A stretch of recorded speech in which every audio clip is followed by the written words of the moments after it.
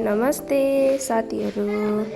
आज चाहिँ माथि छतमा मैले अपराजिता फुलको बिउ लगाएको थियो अनि अलिक लामो लामो हुँदै गएछ हो। अनि यसलाई अब सेप दिनु पर्ने छ। अनि त्यसको लागि चाहिँ मैले अब हाम्रो घर बनिँदा रडहरू यताउति काटेर झरेछ कि भनेर रडहरू खोजेँ। अनि बल्ल बल्ल बल्ल बल्ल एउटा भेटेँ।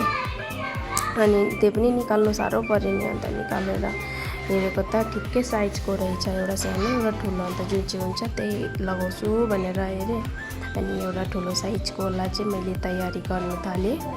अनि यो अपराजिता फुल चाहिँ जस्तो ब्लू टी बनिन्छ।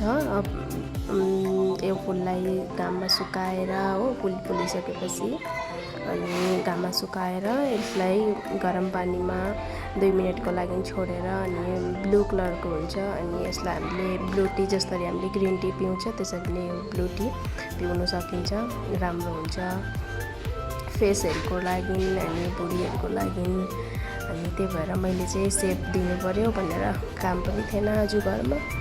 अनि काम नभएको कारणले गर्दाखेरि चाहिँ मैले फुललाई सेप दिनु पर्यो। अनि फुलहरू पनि घोड्छु भनेर सेप दिएँ। अनि राम्रो लाग्यो मलाई त।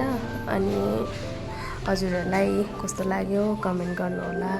अनि हजुरहरूको पनि यस्तो आइडिया छ भनेदेखिको हजुरहरूले पनि गर्नुहोस्। अनि मलाई चाहिँ अझै राम्रो सेपहरू बनाउनु मन छ। अब म त सक्दिनँ, रडलाई पनि मुस्किलले मैले बङ्गाएर त्यो गरेँ हो।